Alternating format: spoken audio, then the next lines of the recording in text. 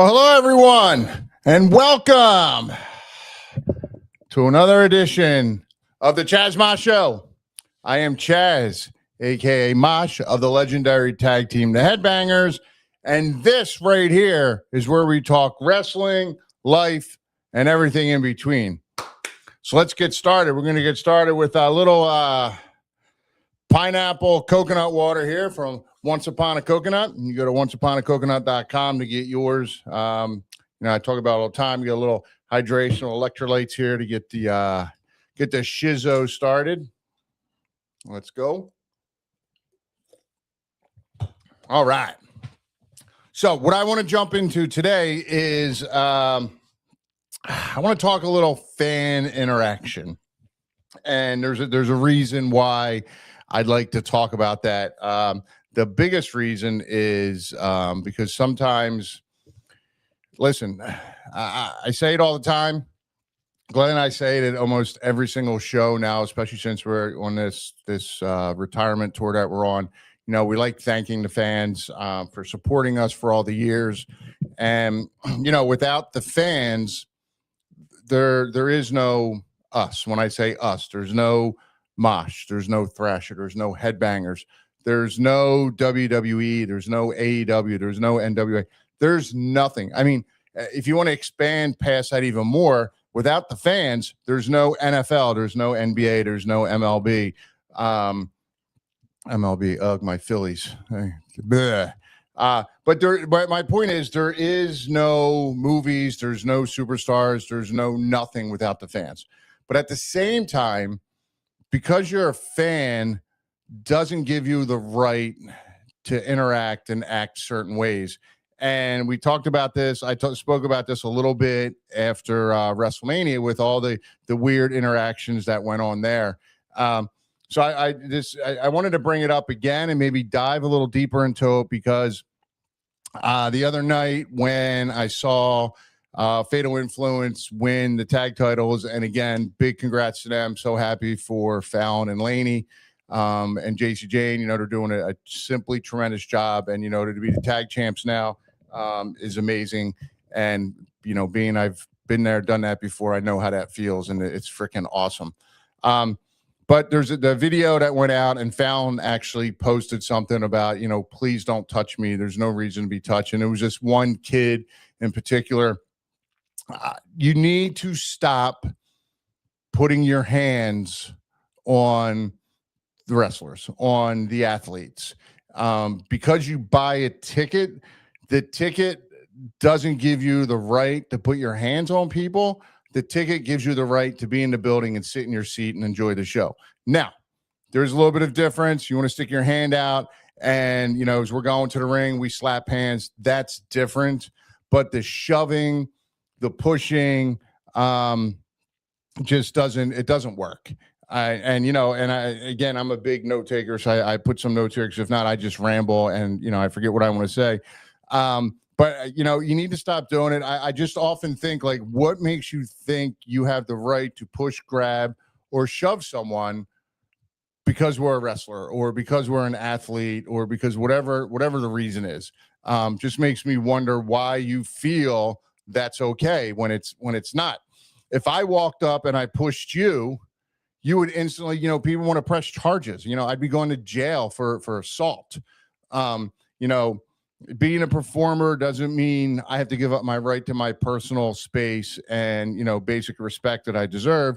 You know, the idea is for you to cheer, boo, have fun. Yes, that's all part of the show, but not interacting and pushing and shoving, you know, isn't necessary. You know, if I react, I'm the bad guy. And I've reacted before. And, you know, I had one time, I remember getting out of the ring. It was a WWF show, and I got out of the ring. I think it was TV, actually. And as I backed up to the barrier, someone gave me a shove, and I turned around and literally almost ripped this guy's head off, because you become, as a performer, as a wrestler, you become very defensive. And what do you do when you get defensive? You want to defend yourself and you want to fight back. You don't want to, you know, you feel like you're being attacked, and it's not a fair thing. And if I do react, I'm the bad guy. Someone puts their hands on you, but because you're on TV, you're expected to just take it. I mean, that's just not the way it is. If I walked into your office and I just walked over and I shoved you, what would happen? Call security, call the police. I'm getting arrested. If you're in a normal job and someone does that to you, a coworker does that to you, or some, that's what's going to happen. This isn't about being a baby face or heel. It's about being respectful for each other. And I preach this a lot of just treat people how you want to be treated. If you don't want some random person pushing you, then why would you push someone else? You think it's cool. You think it's fun. You think it's funny. It's not cool. It's not funny. It's fucking stupid. So keep your hands to yourself. I can remember, as a kid, I went to a show at the Spectrum where I used to go all the time in Philadelphia. And there was, I think it was, if I remember correctly, it was Hercules Hernandez and Hulk Hogan. And a fan jumped into the ring. Hercules Hernandez had the chain and he was choking Hulk Hogan. And I remember a fan jumped in and started hitting Hercules from behind.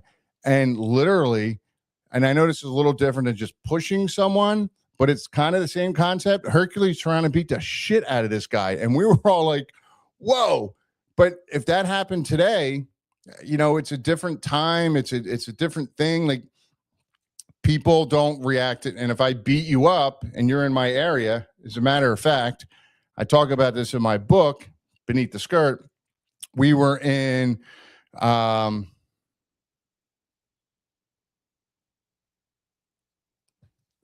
hold on, Dave. I don't know. I'll answer questions in a second. Sorry. I just read that and it threw me off guard.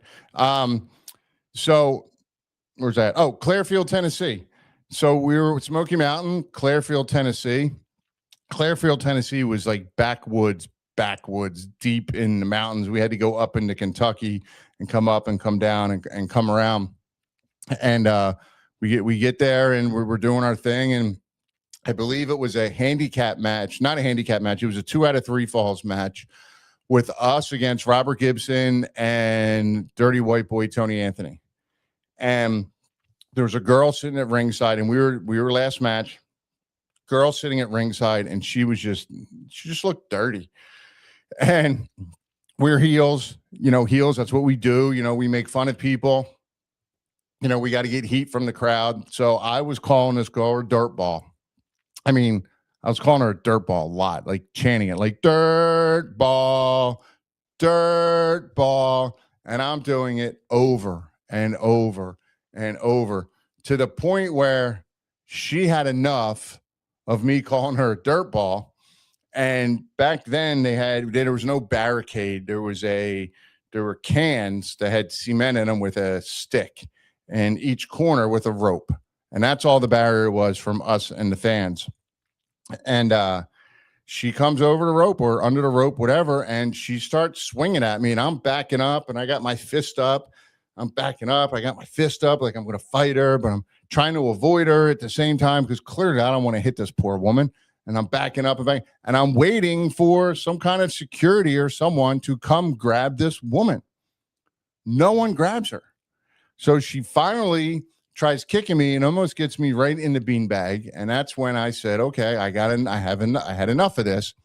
And I grabbed her by the shoulders and I literally picked her up and threw her on the ring apron. And I just held her there. Never hit her, never pushed her. I just was holding her there again, waiting for security to come grab her, which never came. All of a sudden, I felt this tug on my shoulder. And as I turned around and looked, somebody was coming with a fist. I just was faster. And I hit this guy square in his eye socket. I broke his eye socket, his cheekbone, and his nose, all with one punch. And the guy just dropped. And I went, oh, shit. I didn't know. I've never had that happen before. I've never had to hit somebody, but I'm like, I'm defending myself and I'm in my area. And I'll never forget it. Robert Gibson yells out of the ring, get in the ring.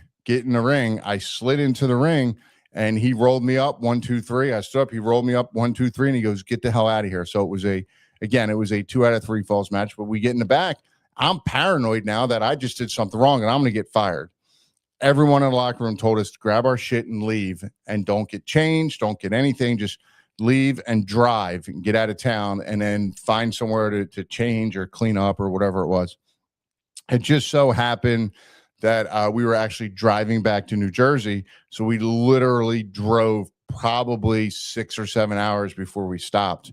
And thank goodness we did that, because from the story we were told was the rednecks, they all kind of got their trucks and blocked everyone in, and they had their guns and they were looking for me.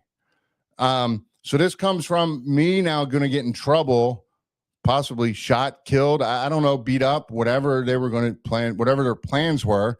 Thank goodness I was gone. And, they held all the other boys there for hours until they were convinced that we really weren't there. I don't know what would have happened to me at that point, but all that stemmed from someone entering my safe space and decided they wanted to beat me up, all because, I was calling her a dirtball. But in this instance, I'm talking about Fallon. She was just walking backwards, heading back to the locker room, celebrating winning a championship. And here's some punk ass kid who wants to lean over and push her. But if Fallon reacts, then Fallon's the bad person. So my point to all that is just keep your hands to yourself. Go to the show, enjoy the show. There's no reason to put your hands on anyone. Keep your hands in your pockets. I don't know, do something, I don't know, time up if you feel like that. That's what you got to do. And if you're a parent, ask yourself this, would you want someone putting their hands on your son or daughter, period, at work, wherever? If the answer is no, why is it okay? Because we're wrestlers. Wrestling is built on emotion. We want to draw that emotion out of you. We want you to cheer. We want you to boo. We want you to laugh. We want you to cry. And I want you to lose your mind to a certain extent. That's what makes this business so special, is drawing that emotion out of you. But at the same time, you got to control your emotion. You're watching a movie. You're not going to pick up something and throw it at your TV because you don't like that Darth Vader just did whatever it is that he did. But the moment you put your hands on a wrestler, you stopped being part of the show and you become part of a problem. Respect us. We'll respect you, and we'll keep giving you everything we have, because, they say, one bad apple ruins the whole batch. Well, one stupid fan can ruin the experience for thousands of the other fans that are actually being respectful and doing what they're supposed to, which is enjoying the show. That happens. What's going to happen in the future is security is going to get tighter. They're going to move the barriers farther away, so you don't have that closeness with the wrestlers, with the superstars. And I understand the emotion side. You get emotionally attached. You want to be closer to them. You want to touch an arm, or, putting a hand out and, one of us running into it or us high-fiving you. You want that experience. I get it. I understand it. I've been there. I've done that. As a kid going to the shows, I've done that. But security will get tighter. Barriers get further apart. Guys and girls, us as wrestlers, will become less interactive with you. Meet and greets will become more controlled, and then everyone loses, because I love doing meet and greets. I love doing conventions. I love interacting with the fans. I love all of that. But as a performer, especially as a performer, especially as a female performer, even though I'm not a female performer, the female performers have a little bit harder, because, you got to be careful where you put your hands. Like when a fan comes up, it's a female, I got to watch where I put my hands. I got to be careful where I touch, because it's just weird. Just fucking keep your hands to yourself and enjoy the show. There. Simple. All right. There. Rant over. Let's see. David Johnson, about a month ago or so, you were toured being part of UCW in Saginaw, Michigan. They had a flood. David, I don't know. Haven't heard anything yet, so I'll have to let you know. You just have to stay tuned on here or my social media, and check it out, because I put everything on there, just like some of the stuff I have coming up soon. What's going on the gram over here? Oh, look at all these peeps. Let's see. All right, no questions there. All right, cool. Cool. All right, let's talk about SummerSlam. I'm excited for SummerSlam. I think it's going to be good. I think it's going to be fun. Lots of, to me, a lot of compelling matches / storylines that could. Where'd I go back here? Hold, please. Technical difficulties. There we go. Now we're back. All right. Yeah, I think there's a lot of interesting stuff for SummerSlam. I think there's going to be some interesting storylines coming out of SummerSlam. And then some things have gone that you make me go, like, how's that going to go? So anyway, let's jump into it. I want to start with Gunther and Nick Aldis. They teased that for a while. There's been some other times they've teased Nick, or they've teased Nick, or they Adam Pearce about possibly getting back in the ring. But Nick Aldis is a great wrestler. He's a great worker. I think him and Gunther are going to have a tremendous match. And Nick's a former NWA, heavyweight champion. He's been around for a while. He knows what he's doing. And I just think between the two of them, their skill set, it's going to be a great match. And I think Gunther's going to win the match. But I don't think Nick needs to win the match. Nick needs just to get an over in the match, because coming out of there, who knows if Nick's going to be a full-time wrestler, if he can go back to being a GM. Because if you think about it, if Gunther beats Nick, then Nick basically has no authority over Gunther. Gunther, goes back to SmackDown, and, Nick says to him, hey, do this. Gunther's going to be like, yeah, beat off. I'm not doing it. I'll do what I want. But I know, Adam Pearce told him if he signs a contract, he's no longer GM. He's a wrestler. But, who knows what will happen if he'll go back to it. But I think Gunther goes over in that match. And I think Nick, I know Nick will get himself over. And then, he'll be a great addition to the roster if that's where, he chooses to go, or that's where they choose to use him moving forward. I think the 6-man tag team match with LA Knight, Solo Sikoa, and Royce Keys versus the Bloodline, Jacob Fatu and the Usos. There's so many storylines that could come out of that. Is Solo going to join the Bloodline? I sure as hell hope not. I was kind of disappointed when Jacob fell into line. And, I think Jacob was finally starting to take off, getting his own person, his own personality, coming out, doing his own thing. I thought that was amazing. And I feel the same way about Solo now. Solo's getting his own footing going, his own groove going. I love the fact that Jey Uso the other day shoots the warning shot, and then you hear from the crowd, pew, pew, pew, pew, pew, pew. With Solo, I think that's great. I do have, in my opinion, I have the Bloodline going over here. But again, there's so many different storylines that comes out of here. It's the Solo screw over LA Knight and Royce Keys by joining the Bloodline. I don't think that happens. Does Royce Keys turn? Because, he's close with Jacob, he's close with Jimmy, he's close with them also. And then just leave LA Knight out on his own. I really don't want to see that either, because I don't want to see LA Knight have to go back and do an angle with one of them. But at the same time, I'd like to see this whole thing with Solo and the Bloodline kind of end. Jacob getting Solo down and being that close to doing something to him and then stopping because he's family. It's kind of like, all right, let's move on here somehow, some way, with the Bloodline and Solo and Royce and LA Knight. And I know LA Knight's whole thing right now is worrying about the Bloodline, but I don't know, just somewhere in there that's got to just kind of move forward for me.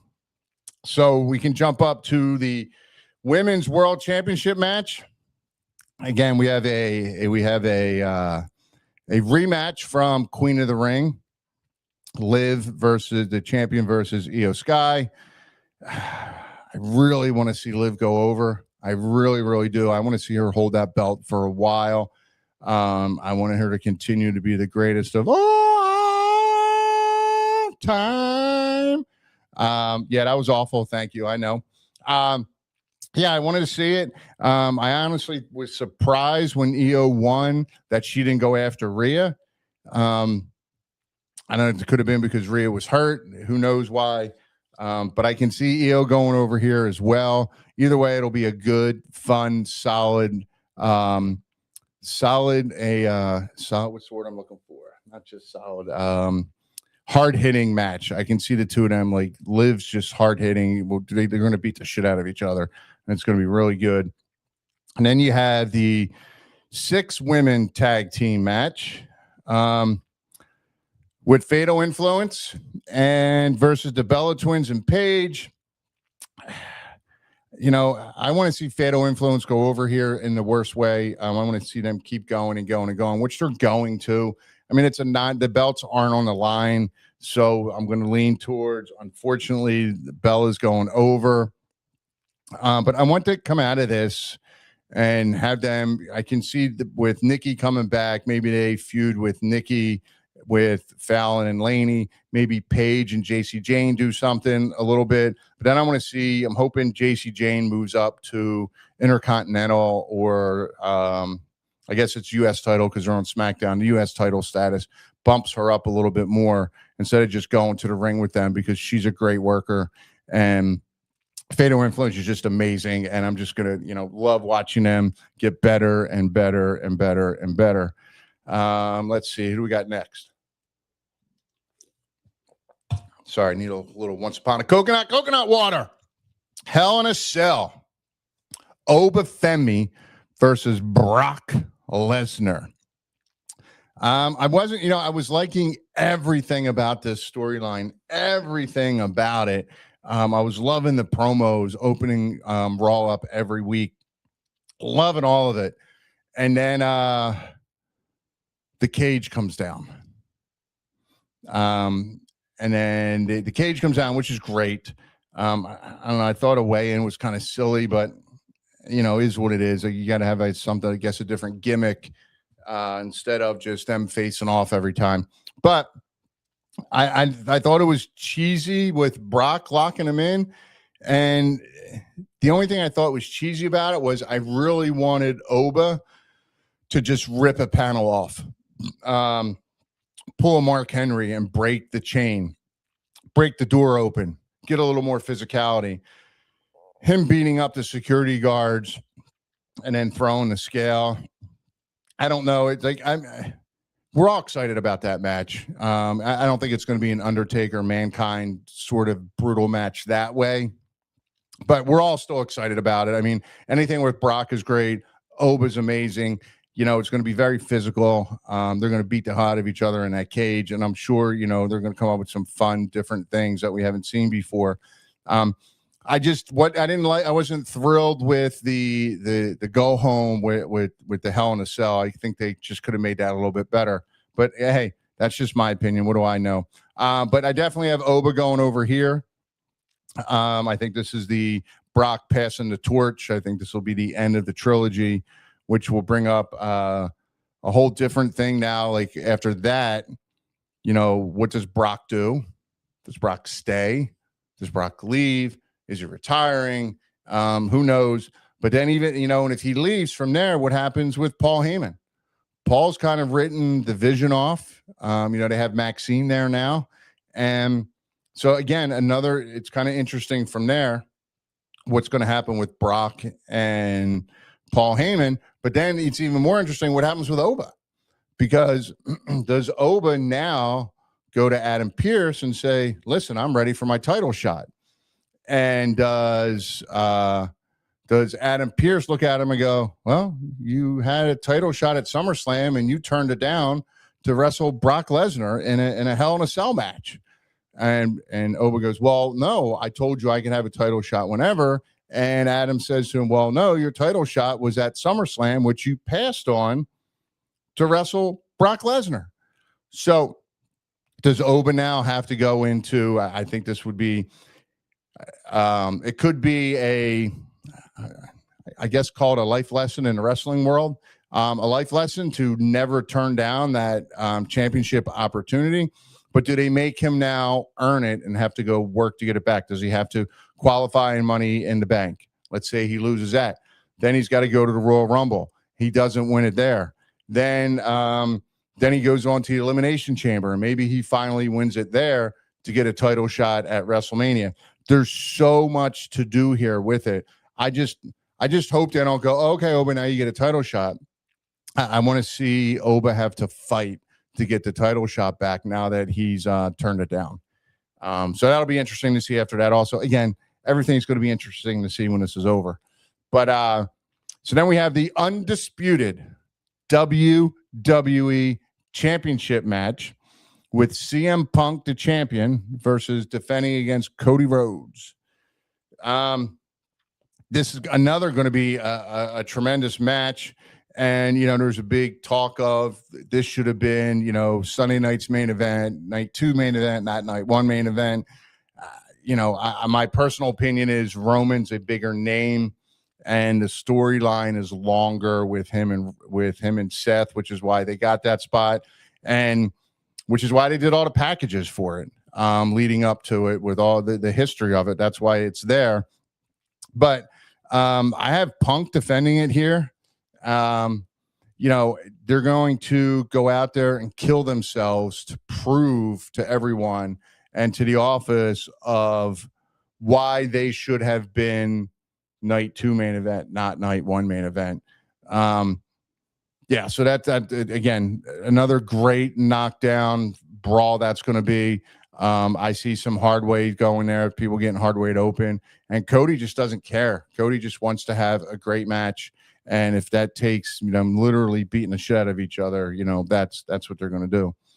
Let's see. I don't know if David, you said Oba needs Paul Herman. I'm guessing you meant Heyman. But I don't think he needs Paul at all. Oba's good on his own. He doesn't need him. He doesn't need him at all.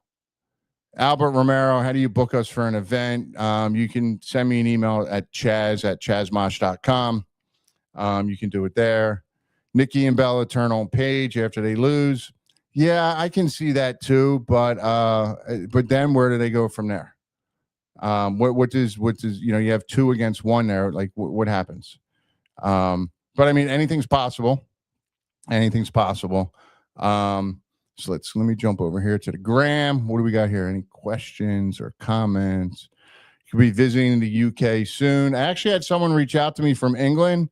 We're trying to work on some stuff there, but I just don't know when that will be. So stay tuned. Pete, what's up? Works his way up with a chin up on his shoulder. I don't even know what that means, unless it's something I said. And yes, he is a Mean Street Posse legend. He's just a legend, period. If you haven't read his book, you should go get it on Amazon and read it.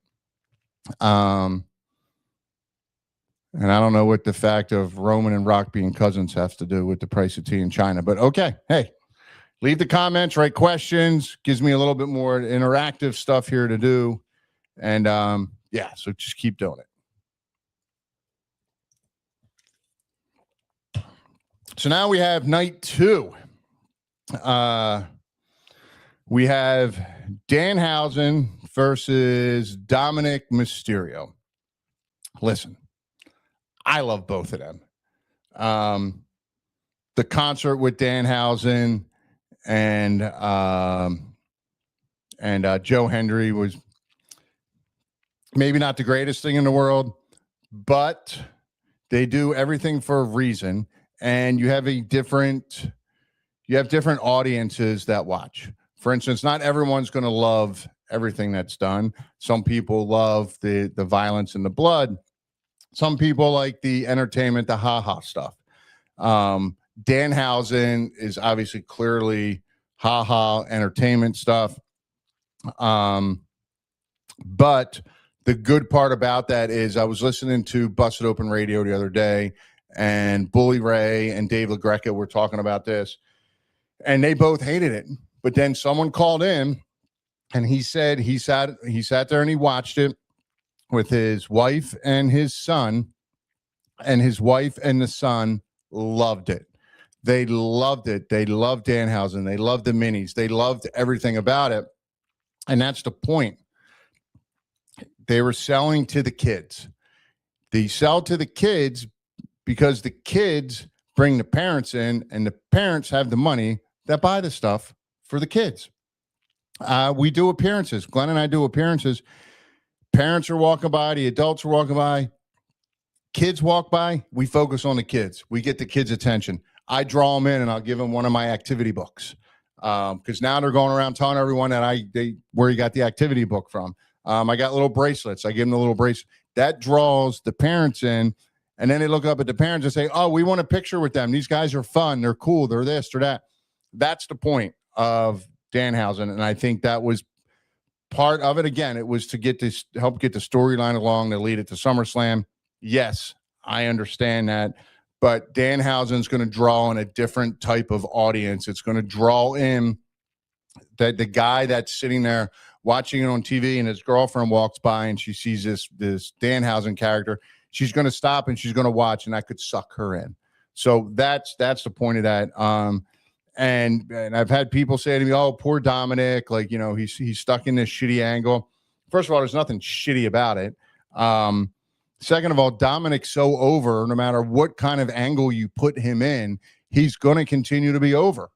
It's that simple. You know, Cornette used to tell us all the time, because we would ask Cornette, like, oh, we're back with the oddities again. And then, but 2 weeks later, we're wrestling the Outlaws, the New Age Outlaws, for the tag team titles. We're like, what's going on? And he goes, you're over. He goes, no matter what they do to you, the people are going to cheer you or they're going to boo you. You're going to get a reaction. And so you're going to get used. So just go with it. It's the same thing with Dominic Mysterio. No matter what they do with him, no matter what kind of storyline or angle they put him in, he's over. So it's going to work. And he's going to be able to get the angle over because he's a great storyteller. And that's what we're doing here. We're telling stories and we're drawing emotion out of people. So I think Danhausen goes over there. I really, really think that, and I think this would be the greatest thing, at least for me in my mind, if they started putting a counter up there of the streak and he beats Goldberg's undefeated streak. I don't know what that number is, 90 or 93 or something like that. I just think that would be awesome if they started putting that streak up there. But I think Danhausen goes over here as well. Then we have the United States Championship match, which some people think could possibly turn into a four-way, which is possible, but I hope it doesn't. I think Trick holds the belt here, remains champion. Trick's getting over so well. He's doing such a great job. He's going to go over on Baron Corbin. And then, that could bring in, but then again, I could see Baron Corbin going over here also. And then, Mello's coming in more. Mello's comes back into the mix a little bit more, but this could turn into a four-way with Mello as well. But yeah, I think Trick goes over here. And then, we see what happens from there, because I think I just don't want them to rush it, because I think they could take the belt off Trick, put it on Baron, and then Trick kind of moves up into that Money in the Bank spot. But I don't want them to do that too fast. I think he's rolling with this United States Championship and doing a great job with it, and he should hold it. So sticking with that championship, we can move on to the Intercontinental Championship match. Penta, the champion, defends against Chad Gable. Interesting match here, especially with the whole Chad Gable story. And I kind of see Chad going over, because I think Penta's kind of in that same spot I just mentioned Trick Williams is, where maybe it's time for him to move up into maybe a little bit higher spot, because they need to start elevating Trick, Penta. They need to start elevating these guys up a little bit more, because, you can't just keep running with the same 4 or 5 guys at the top. So they got to slowly start elevating them. And I think I could see them taking the belt off Penta here and putting it on Chad because of the whole storyline. But personally, I would love to see Penta keep the belt. They did the video package the other day of Chad Gable talking about how he was because he felt he needed to have a belt because he felt the belt made him as a person. It made him, it would define him. So and now he's on this, I'm so sorry. I was so wrong. I'm going to pay I'm going to pay my penance, whatever the hell fuck it's called. He's going to do all that, and he's apologizing to everyone, and I'm so nice, and I'm going to clap hands. We're going to do all this fun stuff. I want him to lose to Penta and then sit there and watch Penta celebrate and kind of stand up and look at him and be like, this is bullshit. No, I need that title, and have him just turn heel again. I think that would be great. I mean, I think it would be a great heel turn out of nowhere. No one would expect that. And I think that would be a great way that he was heel, and then he turned into this lovable babyface thing, let him turn heel. And we need more heels. I mean, that's how simple that is. We need more heels. So I really think Chad goes over, but I'd love to see Penta go over, and then somehow Chad, turns heel. The undisputed WWE Championship #1 contenders match. Boy, I'm torn on this one. I really am.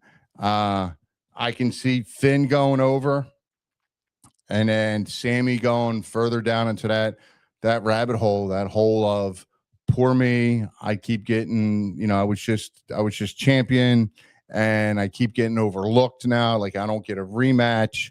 I got to do this contenders match. I can see it going that way. I also see Sammy going over, and he's had that taste of being, the undisputed champion, of being a world champion. He's had that taste, and he wants it back, and he feels he's been wronged. We need justice for Sammy, and I want the last good guy shirts to come back. He's the last real good guy. I want that Sammy back, and Sammy going down a rabbit hole, I don't think hurts him. I think that could, if he loses and he goes down that way, poor me. Either way works. I'm going to pick Sammy, but I'm not picking it like with all my heart. I'm not picking it with all my heart. And then we move into the interim. Hold, please. The interim WWE Women's Championship ladder match. Nothing against Julia or Lash Legend. I don't think either one of them comes into play here. Jade Cargill. So I say that because it doesn't matter which one wins. I don't think either one of them are going to get the interim title. Jade Cargill and Charlotte Flair have both come out and said, we're going to do everything we can to make sure the other one doesn't win. Tiffany Stratton, she's had the championship before. So I think this is an opportunity for WWE to put the belt on someone to see if they can run with it and to see how they do with it. And my heart it says it's going to be Chelsea Green.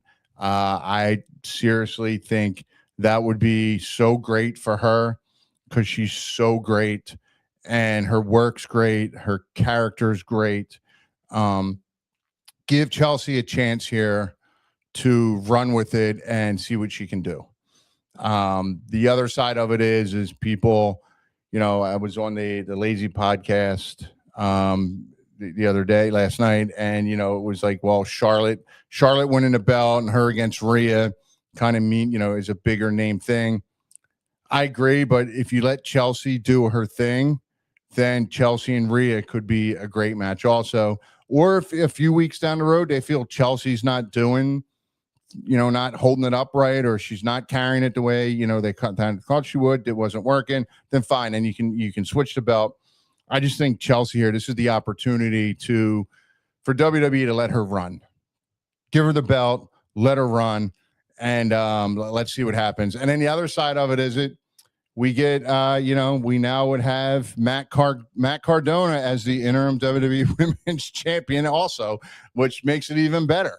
But yeah, I think it's time. I think this is an opportunity doing an interim thing to let Chelsea run with it to see what she can do.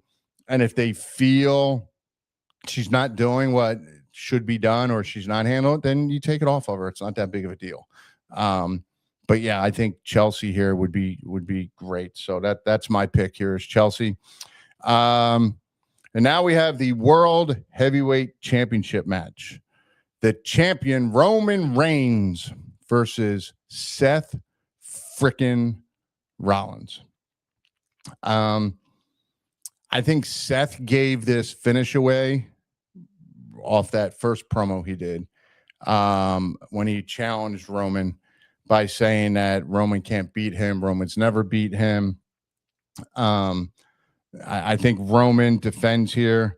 I think Roman and Seth have a knockdown freaking slobber knocker because they're going to have to outdo CM Punk and Cody from night one. They're going to have to outdo them to prove why they were the main event of night two and why Punk and Cody were not. So it's going to be a great match. They're going to beat the hell out of one another. Yeah, and I think Roman goes over because Roman, he's on a roll right now, and he's got to reestablish this belt, and he's got to finish the story with Seth. Seth has always outshined him, and outsmarted him all along these 14 years that they've had this storyline going. It's Roman's this is the final time for them, and Roman finally gets over on him. And plus, for me personally, when Oba does get that title shot, I think Oba versus Roman, and it takes nothing away from Seth either, but I think Oba versus Roman is a bigger named match, if that makes sense. And I think in order for that to work and to really, really, really mean something that Roman got knocked off, Roman needs to hold the belt from now until whenever it is he drops it to Oba. And I really hope that stretches all the way out to WrestleMania. I really hope they put Oba in Money in the Bank and he doesn't win. They put Oba in the Royal Rumble and he doesn't win. But finally, Elimination Chambers when he wins and he gets his shot. And then they go to WrestleMania and that's when he does it. Yeah. So that's who I got. I got Roman Reigns. I got Chelsea Green. I got Penta only because I'd like Chad to turn heel and hate luchas again. I got Trick Williams. I'm very skeptical, but I got Sammy. I got Danhausen. I got CM Punk, Oba, Liv Morgan, Gunther. I got the Bloodline going over, and I got this hurts my heart to say it. The Bella's going over on Fatal Influence. Sorry, Laney. Sorry, Fallon. But you guys are the champs, and that's what matters. Yeah, so that's my SummerSlam rundown. What you think? Yeah, I mean, they could have saved Hendry and Danhausen for Halloween, but I don't know. It is what it is. They clearly had a reason for doing that. Anything over here on the gram? Kids have tons of fun. Oh, thank you. Yeah, that's the activity books. I appreciate that. Great. I'm working on some more, but I got some other projects I'm working on too, like my Fortunate stuff. Live Fortunate. That's all coming out. More to come on that. I'm just still working on it, still kind of fine tuning it, and working on a website for it. But I talked about it last week. But more will come out about that. Two legends from your childhood. I mean, I know Pete's a legend, but I don't know who else you were talking to in here, but cool. So yeah, so that's it. So which match am I looking forward to the most? Oh, good question. The one I'm looking forward to the most. Let me see. You got the women's, you got Liv and EO. The interim women's ladder match, I'm looking forward to that because I think, again, with Tiffany and Chelsea. And if Julie is in there, I think they're going to do some really, really creative stuff in there. Other than that, I think I'm looking forward to the Hell in a Cell, and I'm looking forward to Roman and Seth. Like, let's get that storyline closed out so everyone can kind of move on. Yeah. So that's what I got. If you are going to be in Minneapolis this weekend, I will be there for WrestleCon Friday from 4 to 8, and then Saturday 10 to 2. Glenn and I will be there. I'll have T-shirts. I'll have books. I'll have some activity books. I'm kind of running low. I got to order more. T-shirts, pictures, books. We got all the gimmicks. And then from there, August 16th, we have Capcom, Creative Pro Wrestling. Brian Myers, little thing he's got up in New York. That will be at the Knights of Columbus in Lynbrook, New York. That's going to be a great time. There's a convention during the day. You got Rhino's going to be there, Steve Carino, the Professor, Andre Chase, the most professional wrestler, Brian Myers. You have WWE Evolve star Aaron Rook there, and a lot more. It's going to be, it's going to be great. So there's a convention during the day, but then there's a show at night. We're in a big 8-man schmoz.